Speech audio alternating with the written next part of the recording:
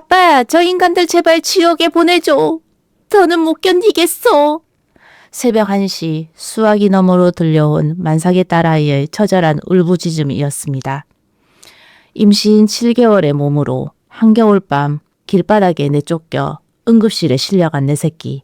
30년 넘게 거친 공사판에서 뼈가 굵은 저였지만 그 순간만큼은 심장이 난도질 당하는 것 같았습니다. 하지만 슬퍼할 겨를도 없었습니다. 22억을 퍼부어준 사돈댁의 배은망덕에 제 눈빛은 독종 한만수로 돌아갔습니다. 내 딸 눈에 피눈물 흘리게 한 대가 톡톡히 치르게 해줄 겁니다. 진정한 지옥이 뭔지 지금 보여드리죠. 사연 시작 전 구독과 좋아요, 전체 알림 설정 눌러주시고 어디서 듣고 계신지 댓글 남겨주시면 그것으로 소중한 곳에 건강과 평안 그리고 행운이 가득하시길 간절히 바라겠습니다. 오늘의 사연 지금 시작합니다. 안녕하세요. 저는 65살 건설업으로 자수성가한 한만수라고 합니다. 오늘 제 이야기를 꺼내려니 가슴이 뜨거워지네요. 처음부터 이야기하자면 좀 길 텐데 끝까지 들어주시면 감사하겠습니다. 저는 1961년 경상북도 작은 시골 마을에서 태어났습니다. 아버지는 농사꾼이셨고 어머니는 품앗이로 남의 집 일을 도우셨어요. 형제가 5이었는데 저는 막내였습니다. 먹을 게 늘 부족했어요. 보릿고개 때는 풀죽으로 배를 채웠고 쌀밥은 명절에나 먹는 귀한 것이었습니다. 학교는 중학교까지만 다녔습니다. 고등학교에 갈 형편이 안 됐거든요. 15살에 서울로 올라왔습니다. 버스비 3,200원, 주머니에 5,000원 들고 무작정 상경했어요. 처음엔 식당에서 설거지를 했습니다. 새벽 5시에 일어나 밤 11시까지 일했어요. 손이 갈라져서 밴드를 10개씩 붙이고 다녔습니다. 겨울에는 손등이 터져서 피가 났는데 그래도 멈출 수가 없었습니다. 21살에 건설 현장에 들어갔습니다. 처음엔 막노동이었어요. 시멘트 포대를 나르고 철근을 묶고 벽돌을 쌓았습니다. 40kg짜리 시멘트 포대를 하루에 200개씩 날랐어요. 어깨가 빠지는 것 같았지만 이를 악물었습니다. 3년을 그렇게 일하니까 현장 반장이 됐고 5년 뒤엔 현장 소장이 됐습니다. 31살에 작은 건설회사를 차렸습니다. 자본금 800만 원으로 시작했어요. 트럭 한 대, 인부 3명이 전부였습니다. 낮에는 현장에서 일하고 밤에는 정부 정리를 했어요. 잠은 하루 4시간도 못 잤습니다. 그렇게 10년을 달리니까 회사가 조금씩 커졌습니다. IMF 때가 터졌을 때 거의 망할 뻔했어요.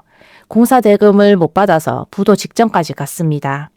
3억 원이 묶였는데 그때 돈으로 3억이면 지금으로 치면 한 15억 될 겁니다.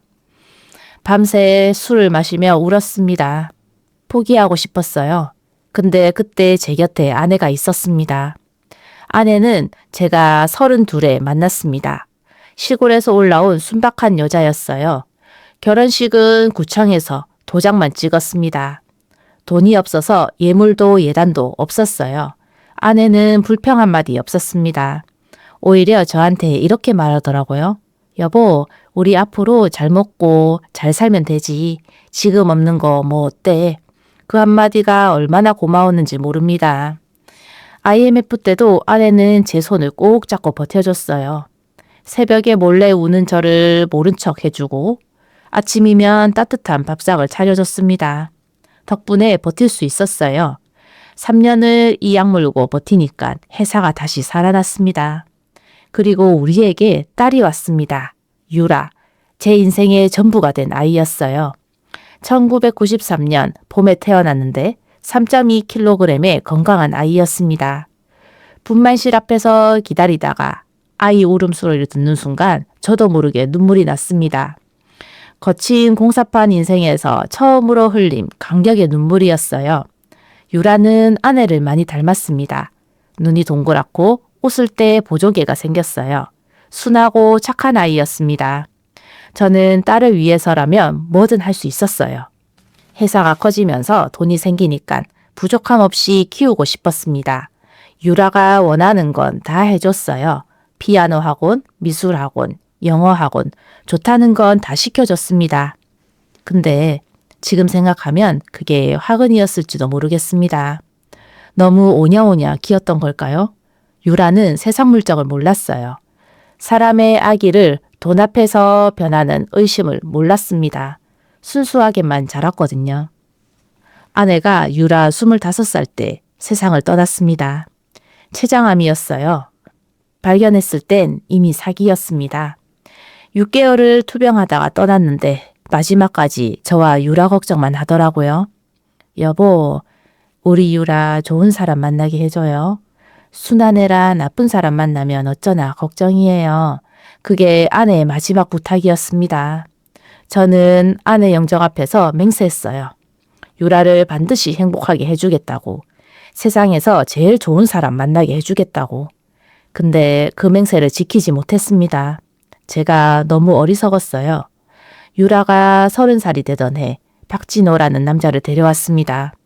서울 유명대학 의대 출신의 강남에서 피부과를 운영한다고 했어요.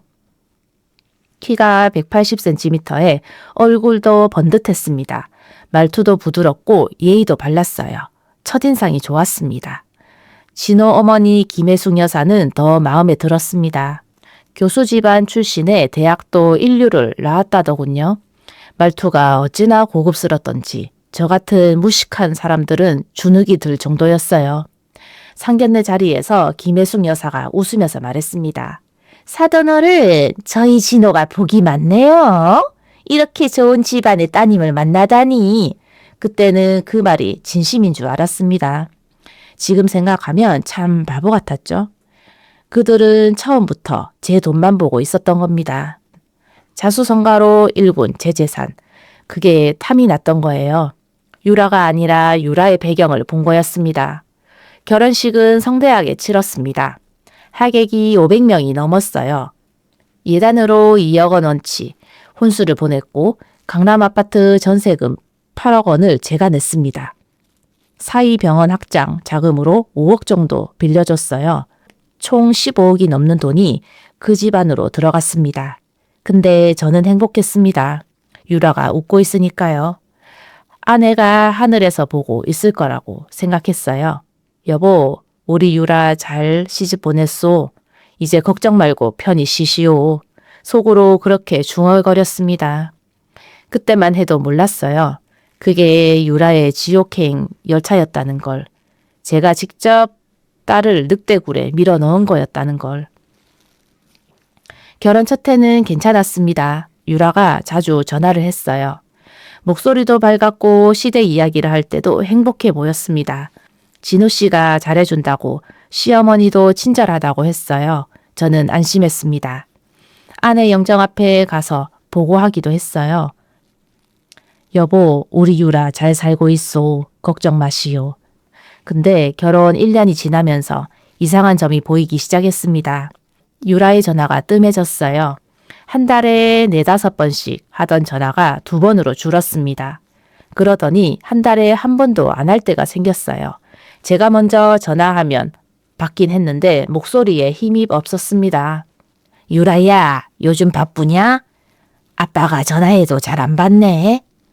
응, 아빠 요즘 좀 정신이 없어서 진호 씨 병원 일도 도와주고 그래. 그때는 그냥 넘어갔습니다. 새댁이 바쁠 수 있지. 그렇게 생각했어요. 근데 석 달쯤 지났을 때 유라를 만나보고 깜짝 놀랐습니다. 살이 많이 빠져 있었거든요. 결혼할 때 55kg이었는데 48kg까지 빠진 것 같았어요. 강대뼈가 도드라지고 눈 밑에 다크서클이 짙었습니다. 유라야, 너 왜 이렇게 말랐어? 밥은 제대로 먹고 다니냐? 응, 잘 먹어. 다이어트 좀 했어, 아빠. 거짓말인 거 알았습니다. 30년 넘게 공사판에서 굴러온 저예요. 사람 표정만 보면 진짜인지 가짜인지 구분할 줄 압니다. 유라는 눈을 피했어요. 저랑 눈을 안 마주치더라고요. 뭔가 숨기고 있다는 걸 직감했지만 그때는 더 캐묻지 않았습니다. 시집간 딸한테 너무 간섭하면 안 된다고 생각했거든요. 지금 생각하면 그게 실수였습니다. 결혼 2년 차에 접어들면서 일이 터지기 시작했습니다. 진호 병원에서 작은 문제가 생겼다고 연락이 왔어요. 사위가 직접 전화한 게 아니라 사돈 김혜숙 여사가 전화했습니다. 사돈 어른, 요즘 병원이 좀 어려워서요. 진호가 차마 말을 못 꺼내더라고요. 확장할 때 대출을 좀 많이 받았는데 이자가 밀려서요. 말투는 여전히 부드러웠습니다. 근데 뭔가 불쾌했어요. 사위가 직접 말할 일을 왜 시어머니가 나서는지 이해가 안 됐습니다. 그래도 유라 때문에 3억을 더 빌려줬어요. 차용증도 안 쓰고 그냥 줬습니다. 가족인데 뭘 그러냐고 그렇게 생각했거든요. 근데 그 뒤로 요구가 계속됐습니다. 3개월 뒤에도 또 2억이 필요하다고 했어요. 병원 의료 장비 리스 비용이라고 했습니다. 그 다음에는 1억 5천만 원, 그 다음엔 8천만 원. 1년 동안 추가로 들어간 돈이 7억 원이 넘었습니다. 결혼할 때 준 15억에 7억을 더하면 22억이 넘는 돈이었어요. 이상했습니다. 분명 잘 되는 병원이라고 했는데 왜 이렇게 돈이 계속 드는 건지. 제가 슬쩍 물어봤더니 유라가 당황해 하더라고요. 유라야, 사이병원이 그렇게 어려운 거야? 돈을 너무 많이 가져가는 것 같은데. 아빠, 그게 요즘 경기가 안 좋아서 피부과가 워낙 경쟁이 심하대. 조금만 더 도와주면 안정될 거야. 유라의 눈가가 빨개졌습니다. 울 것 같은 얼굴이었어요. 저는 더 묻지 못했습니다. 딸이 힘들어하는 게 싫었거든요. 근데 그게 화근이었어요. 제가 그때 제대로 파고들었어야 했는데 유라가 왜 우는지 뭐가 그렇게 힘든 건지 물었어야 했습니다. 결혼 2년 6개월쯤 됐을 때 유라네 집에 불쑥 찾아간 적이 있습니다. 미리 연락을 안 하고 갔어요. 근처에 일이 있어서 들렀다고 하려고 했습니다. 초인종을 눌렀는데 한참을 기다려도 문이 안 열리더라고요. 분명 안에 사람이 있는 것 같았는데 5분쯤 지나서 유라가 문을 열었습니다. 그 순간 심장이 철렁 내려앉았어요. 유라의 눈이 퉁퉁 부어 있었습니다. 울었던 게 분명했어요. 코도 빨갛고 볼에 눈물 자국이 있었습니다. 유라야, 너 왜 울었어? 무슨 일 있냐? 아니 아빠. 드라마 보다가 슬픈 장면이 나와서 아빠 왜 왔어? 연락도 없이. 또 거짓말이었습니다. 거실에 TV가 꺼져 있었거든요. 저는 유라 손목을 봤습니다. 손목에 빨간 자국이 있었어요. 누가 세게 잡은 것처럼 멍이 들어 있었습니다. 이 손목은 뭐야? 누가 잡았어? 이거 어제 요가하다가 부딪혔어. 별거 아니야 아빠. 유라가 황급히 긴 소매 옷으로 갈아입었습니다. 그리고 억지로 웃었어요. 그 웃음이 너무 어색해서 저는 가슴이 답답했습니다. 뭔가 잘못됐다는 걸 느꼈어요. 근데 증거가 없었습니다. 유라가 말을 안 하니까 더 캐물을 수도 없었어요. 그날 밤 집에 들어와서 한숨도 못 잤습니다. 천장만 보면서 생각했어요. 저 집에 무슨 일이 벌어지고 있는 거지? 사이놈이 유라를 때린 건 아니겠지? 설마 그럴 리가. 온갖 상상이 머릿속을 맴돌았습니다. 제가 유라한테 직접 물어봤습니다. 전화로 단도직입적으로 물었어요. 유라야, 아빠한테 솔직히 말해. 사이한테 맞은 거 아니지? 시댁에서 뭔 일 있는 거야? 전화기 너머로 한참 침묵이 흘렀습니다. 그리고 유라가 억지로 밝은 목소리를 냈어요. 아빠, 무슨 소리야? 진호 씨가 얼마나 자상한데 걱정 마. 진짜 아무 일도 없어. 저는 그 말을 믿고 싶었습니다. 아니, 믿으려고 했어요. 딸이 불행하다는 걸 인정하고 싶지 않았거든요. 제가 직접 골라준 사위. 제가 15억 넘게 투자한 결혼. 그게 실패라는 걸 받아들이기 싫었던 겁니다.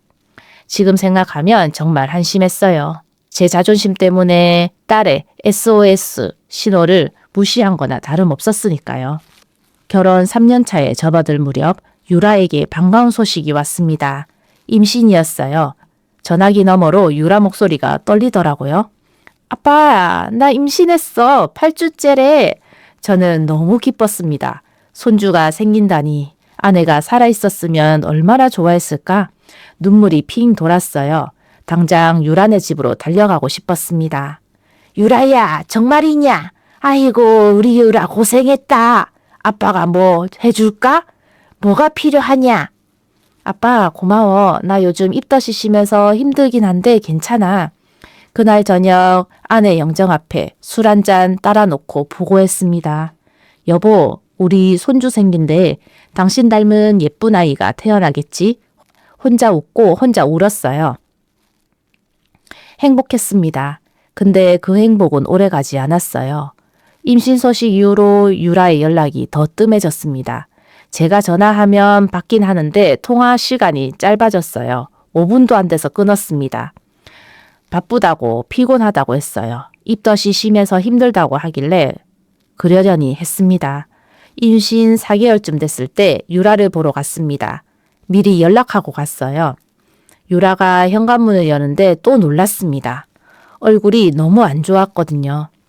임산부가 살이 찌는 게 정상인데 유라는 오히려 더 야위어 있었습니다. 강대뼈가 툭 튀어나오고 손목이 양상했어요.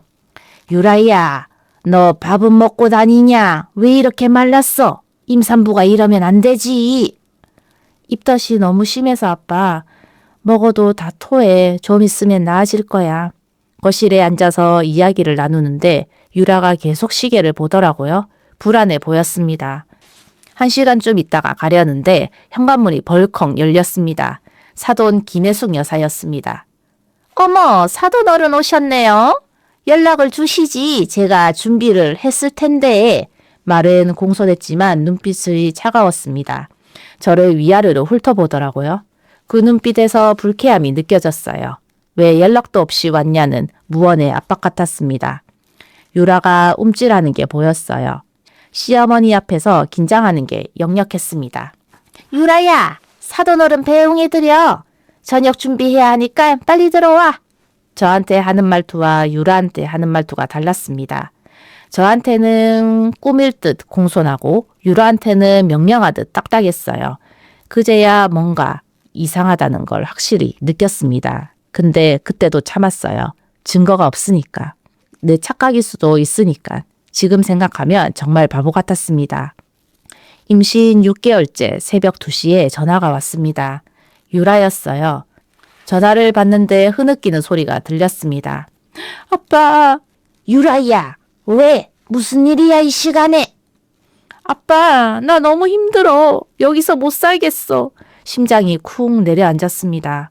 이불을 걷어차고 벌떡 일어났어요. 유라야, 무슨 소리야? 뭐가 힘든 거야? 응? 아빠한테 말해봐. 시어머니가 나한테 너무 심하게 해. 밥도 제대로 안 주고 하루 종일 일만 시켜. 임신했다는데도 청소하고 빨래하고 진호 씨는 맨날 늦게 들어오고 내 편 한 번 안 들어줘. 유라가 울면서 쏟아내는 말들을 듣는데 제 눈앞이 빨개졌습니다. 분노로 손이 떨렸어요. 임신한 몸으로 그런 대우를 받고 있었다니. 내 딸이, 내 금쪽 같은 딸이. 유라야, 당장 나와. 아빠가 지금 가서 데리고 올게.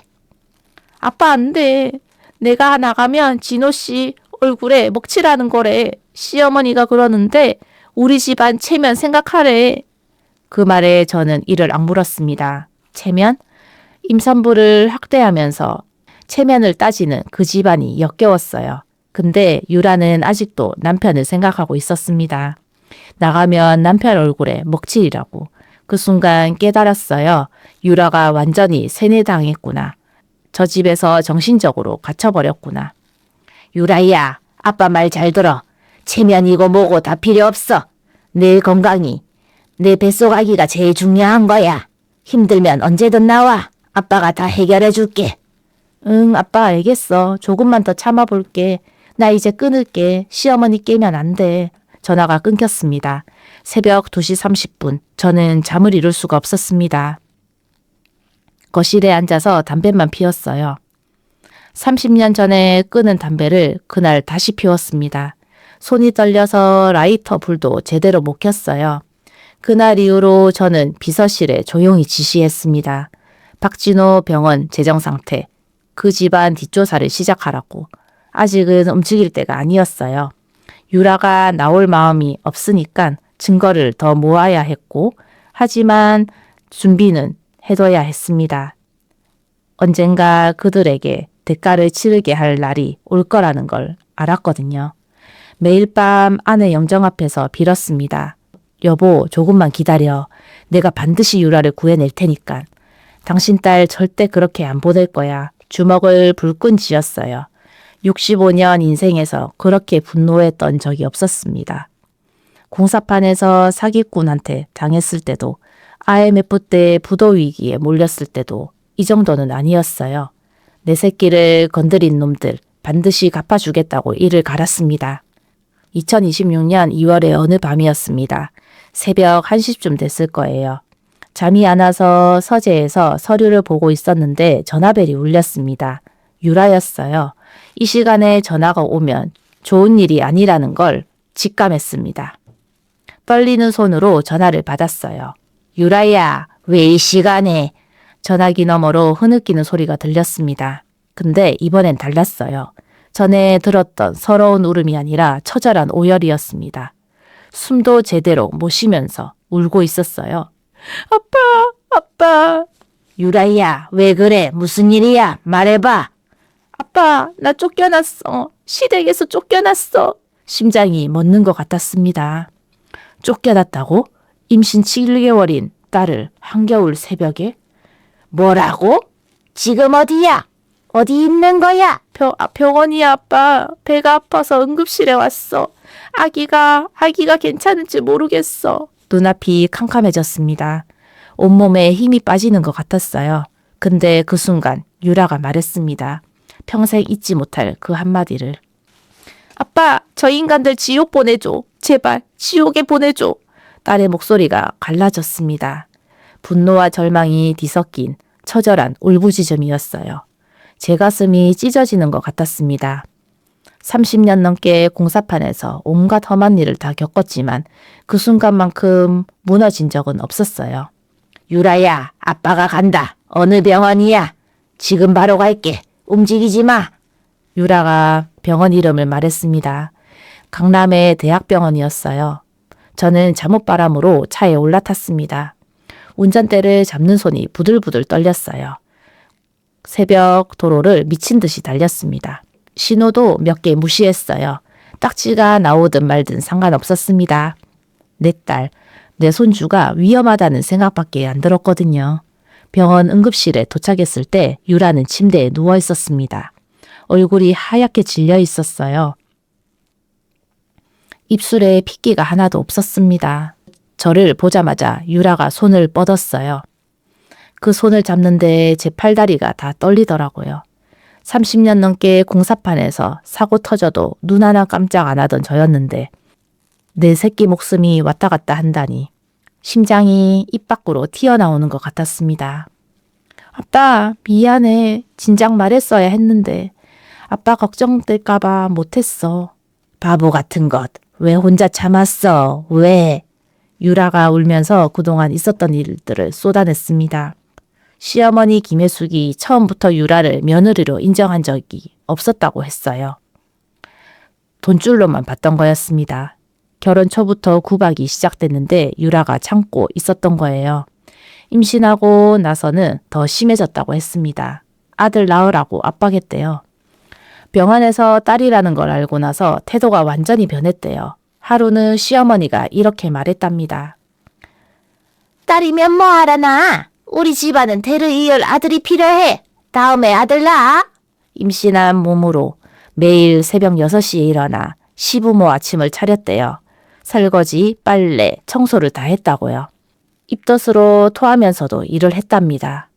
사이 박진호는 아내 편을 한 번도 안 들었어요. 오히려 어머니 말이 맞다고 참으라고 했대요. 그리고 그날 밤 결정적인 일이 터졌습니다. 유라가 너무 힘들어서 친정에 가겠다고 했대요. 그랬더니 시어머니가 폭발한 거죠. 친정?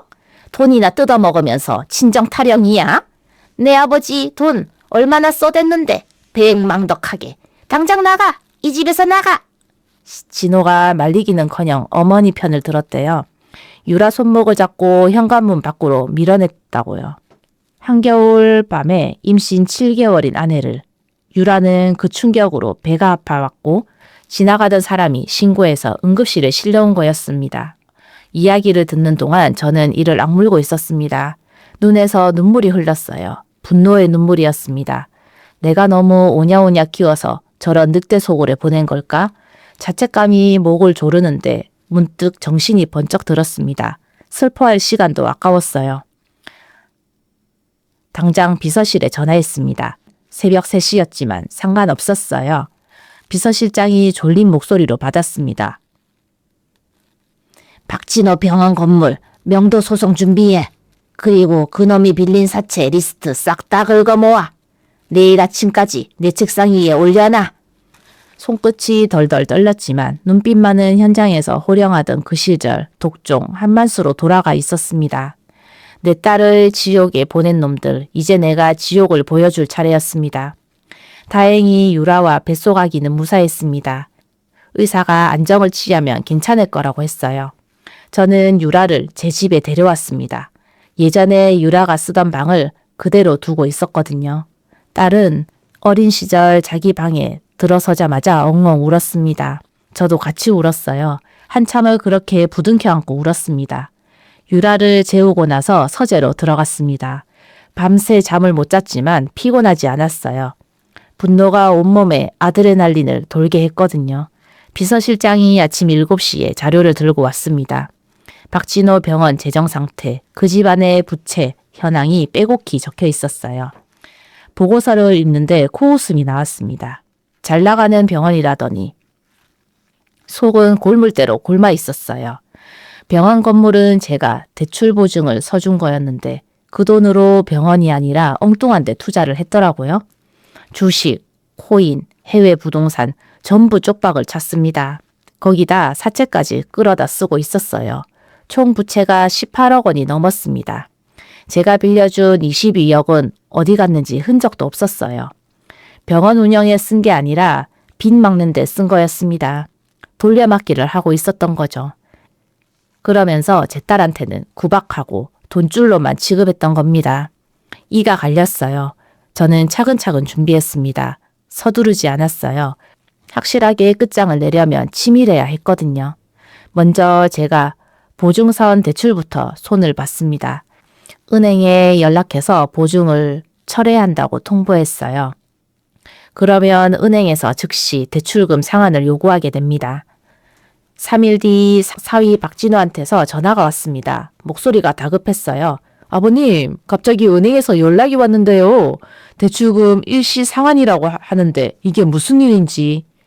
자네가 모를 리가 있나? 내 보증으로 받은 대출 아닌가? 보증인이 빠지면 당연히 갚아야지. 아버님, 지금 그러시면 병원이 망합니다. 유아 생각해서라도. 유라? 자네가 유라를 입에 담아. 임신한 아내를 한겨울 밤에 내쫓은 자네가. 전화기 너머로 침묵이 흘렀습니다. 진호가 할 말을 잃은 게 느껴졌어요. 저는 차갑게 말했습니다. 이제 시작일세. 자네 집안이 우리 유라한테 한 짓 하나하나 갚아줄 테니 기대하게. 전화를 끊었습니다. 손이 떨렸지만 후회는 없었어요. 오히려 속이 시원했습니다. 일주일 뒤 병원 건물에 가압류 딱지가 붙었습니다. 빨간 딱지가 유리문에 붙어있는 사진을 비서실장이 보내왔어요. 저는 그 사진을 한참 들여다봤습니다. 이제 시작이었어요. 그 다음엔 사채업자들 차례였습니다. 제가 사람을 풀어서 박진호가 빌린 사채를 전부 사들였어요. 8억 원어치였습니다. 원래 주인한테 원금에 약간 웃돈을 얹어서 샀죠. 이제 그 빚의 채권자가 저였습니다. 법적으로 제가 상환을 요구할 수 있는 거예요. 2주 뒤 사돈 김혜숙 여사가 제 사무실로 찾아왔습니다. 머리를 풀어헤치고 화장도 제대로 안 한 얼굴이었어요. 그 우아하던 모습은 온데간데 없었습니다. 사무실에 들어서자마자 바닥에 주저앉더니 울부짖었어요. 사돈 어른, 제발 한 번만 살려주세요. 제가 잘못했어요. 유라한테 너무 심했어요. 다 제 잘못이에요. 용서해 주세요. 바닥을 치며 뒹굴더군요. 빌어먹을 그 우아한 말투는 어디 가고 악을 쓰는데 참 허망했습니다. 유라를 돈줄로 보고 휘두를 땐 세상 무서운 게 없었겠죠. 저는 차갑게 내려다봤습니다. 지금 와서 무릎을 꿇으면 다해요. 우리 유라가 얼마나 울었는지 알아요? 임신한 몸으로 쫓겨나서 응급실에 실려갔을 때 사도는 뭐 했어요? 살려만 주세요. 뭐든 다 할게요. 유라한테 무릎 꿇고 빌게요. 저는 돌아섰습니다. 불안하지 않았어요. 법대로 그리고 제가 가진 돈의 힘으로 그들의 숨통을 하나씩 조여가는 과정에서 확신이 생겼거든요. 내 딸 눈에 피눈물 낸 데가 이제 시작이다.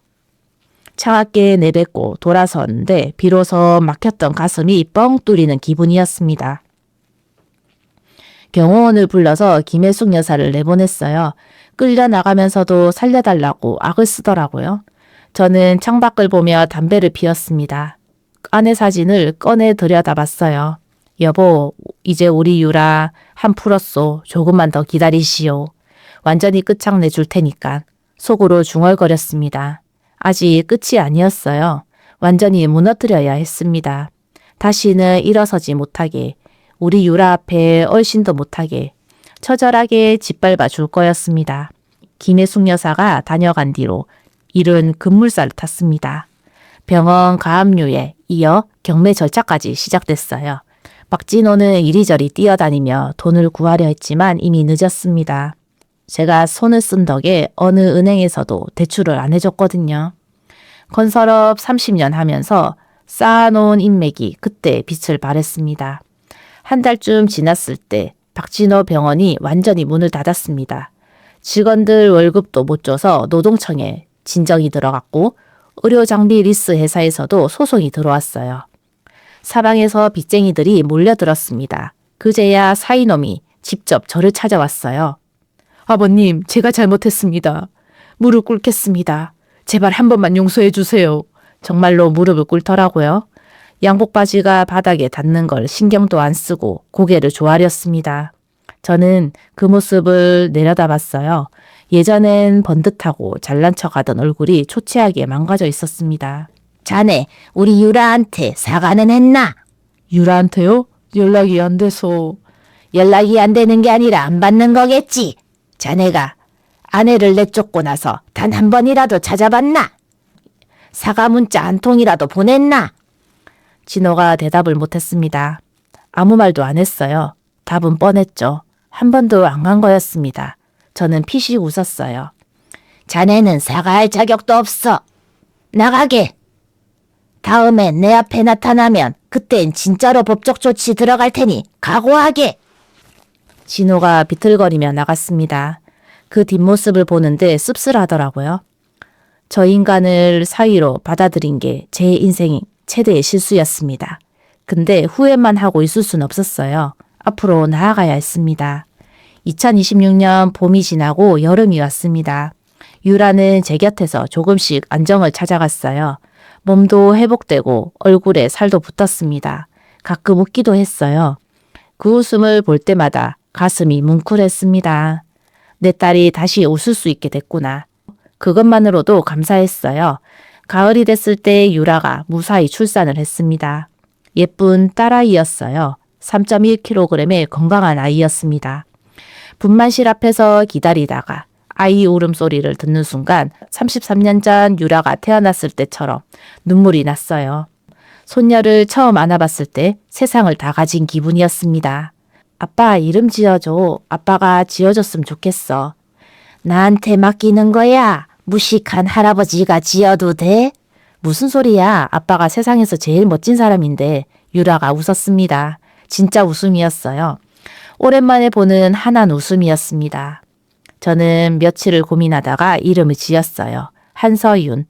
맑고 밝게 자라라는 의미를 담았습니다. 사인의 집안이요? 거긴 이미 풍비박산이 났습니다. 아파트는 경매로 넘어갔고 시부모는 작은 월세방으로 쫓겨났다더군요. 진호는 면허정지에 빚쟁이들 피해서 도망다닌다는 소문만 들립니다. 어디서 뭘 하는지 아무도 몰라요. 솔직히 복수하면 마냥 행복할 줄 알았는데 꼭 그렇지만은 않더라고요. 가끔 혼자 거실에 앉아 있으면 어디서부터 잘못된 걸까 싶어 가슴 한구석이 아릿해지기도 합니다. 내가 유라를 더 건강하게 키웠어야 했나? 사이 집안을 더 꼼꼼히 알아봤어야 했나? 자책이 밀려올 때도 있어요. 그래도 어쩌겠습니까? 부모라는 게 자식 앞길에 가시밭길이 있으면 대신 맨발로 밟아서라도 길을 터줘야 하는 법 아니겠어요? 저는 그렇게 했을 뿐입니다. 후회는 없어요. 요즘 저는 손녀 서윤이를 돌보며 하루하루를 보냅니다. 유라는 천천히 새 삶을 준비하고 있어요. 이혼 서류는 진작 처리했고 이제 앞만 보려고 합니다. 서윤이가 자라서 할아버지가 어떤 사람이었냐고 물으면 이렇게 말해줄 거예요. 가족을 지키기 위해 뭐든 했던 사람이라고. 그게 할아버지였다고. 시청자분들께 드리는 말씀을 끝으로 이야기를 마칠게요. 인생 참 마음대로 안 되더라고요. 나락에 떨어지는 건 순식간인데 다시 일어서는 건 피눈물 나는 노력이 필요합니다. 혹시 여러분도 저처럼 자식 일로 혹은 믿었던 사람에게 배신당해 밤잠 설치고 계신 분 있으신가요? 그런데 제가 겪어보니 그렇더라고요. 아무리 깊은 밤도 결국 가고 해는 다시 뜹니다. 저 같은 무식한 노인네도 이렇게 버텼으니 여러분도 충분히 해내실 수 있습니다. 기운 내십시오. 긴 이야기 끝까지 들어주셔서 정말 감사합니다. 오늘도 평안한 밤 되시길 바랍니다. 감사합니다. 오늘 들려드린 이야기가 당신의 마음에 조금이라도 울림을 드렸다면 앞으로 당신의 일상에 잔잔한 힘이 될 이야기를 계속 전해드릴 수 있도록 구독과 좋아요로 함께 해주시면 감사하겠습니다. 사연 속 인물을 향한 따뜻한 응원의 한마디도 댓글로 나누어 주세요. 당신의 오늘이 더 가벼워지길 바라며 언제나 당신 편에 서겠습니다. 꽃피는 밤이었습니다.